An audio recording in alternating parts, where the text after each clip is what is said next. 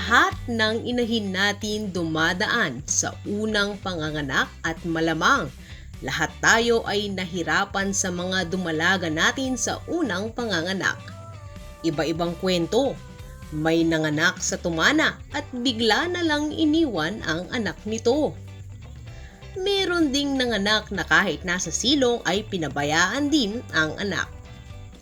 Marami na ring nagsabi dito sa channel na ang bagong inahin ay ayaw daw magpadede. Denied. Sounds familiar ba, ka-sideline? Huwag kayong mag-alala. Pare-parehas tayo ng naranasan at patuloy na nararanasan. Iyan ang ating paksa sa araw na ito. Like and share this video para naman pare-parehas tayong umaasenso. Ka-sideline, subscribe na at pa-share naman ng experiences ninyo sa comments down below. Suportahan nyo rin kami sa aming Facebook na sideline.pinas, sa Shopee na Mangkay Agriventures, at sa ating official Facebook group na Kamalig. Para sa topic sa video na ito, ang tinutukoy lang po natin ay yung dumalaga na unang panganak.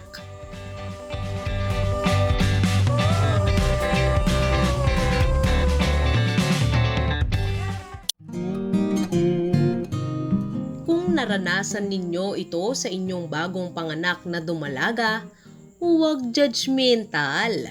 Hindi dahil maliit ang dede ng kambing ninyo ay ganoon din sa susunod na panganganak.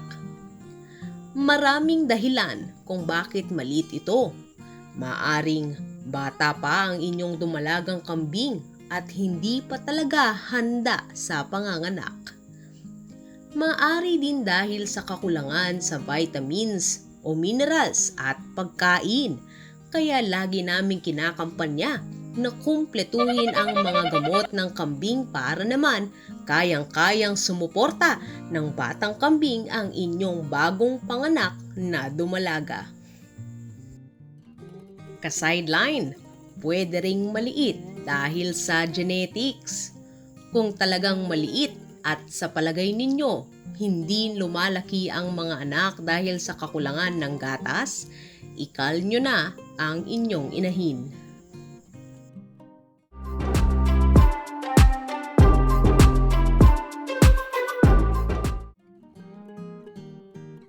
Oo, ka-sideline, kung wala namang milk fever ang inyong kambing o kaya naman mastitis, mayroong gatas ang inyong kambing. Sa pagkakataong ganito, sa farm ang ginagawa namin ay kinakargahan naming maigi ng DCM. Check nyo na lang po sa description box ang aming suhestyon na dami ng DCM sa pagkakataong may kaliitan ang mga dede ng kambing dahil kulang sa gatas.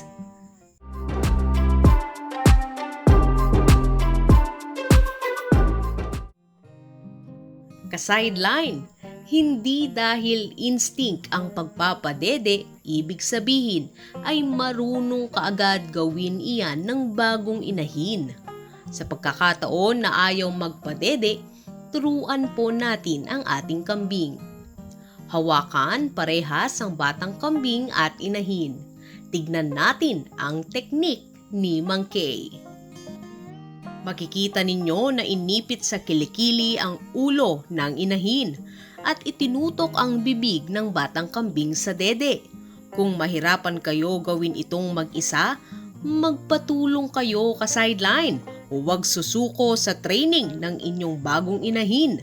1 o 2 araw, matututo din ang inyong bagong inahin na magpadede. Ka-sideline, huwag kaagad aasa sa botelya o bottle feeding.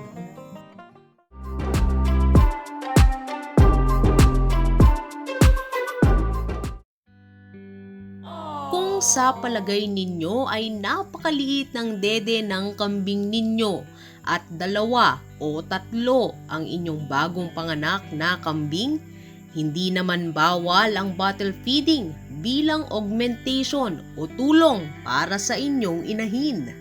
Sideline, huwag lang aasa kaagad sa botelya kasi importante ang makakuha ng colostrum o ang unang gatas ng kambing na punong-puno ng panlaban kontra sakit ang mga bagong panganak na kambing.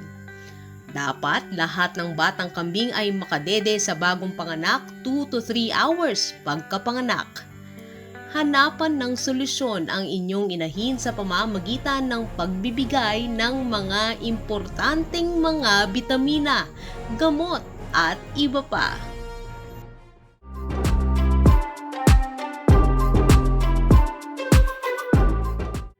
Pwedeng-pwede iyan kung kaya nyong hawakan lagi ang inyong surrogate doe o magpapadedeng inahin.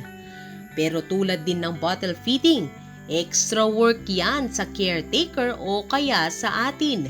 Kung masipag-sipag kayo at gusto nyo kaagad lumaki ang kambing ninyo, pwedeng-pwede nyong gawin iyan. Tandaan lang na maseselan ang mga kambing at ayaw nilang pinapadede ang hindi nila anak.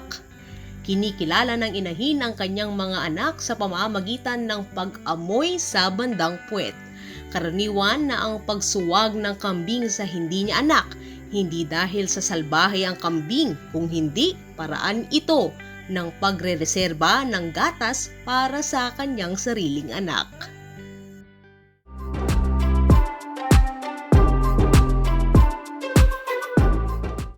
Ka-sideline, alam namin na malamang narinig ninyo ang kwentong ipinasa ang dumi sa puwet ng anak ng isang kambing para kusa itong padedein dahil nakita ninyo malamang na inaamoy ng inahin ang puwetan ng kanilang anak na dumedede. Naku po, ka-sideline, sa mga pagkakataon na sinubukan namin ang ganyan, wala rin po.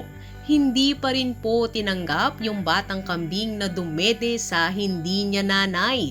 Kung mayroon kayong teknik na kakaiba, i-share nyo lang po sa amin at i-comment sa video na ito.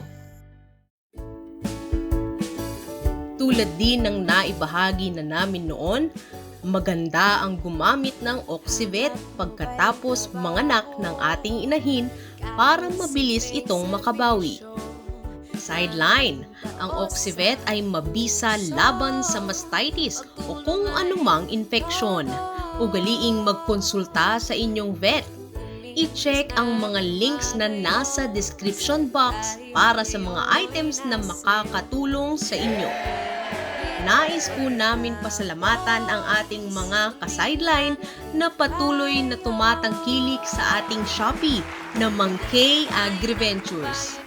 Shout out po kina June Mark Salvador, Alan Agaran, Armando Sabandal, Rufa Katwiran, Edna Pamintuan, Pocholo Castañeda, Siren Dave Arellano, Daniel Lesmoras, Suden Yuan Pasha, Edison, Rudy J. Garma, Odi Sabaot, McKinley Kimada at Sandra Villaroman. Mga ka-sideline, maraming salamat po sa inyong patuloy na pagtitiwala sa Mang Kay Agriventures.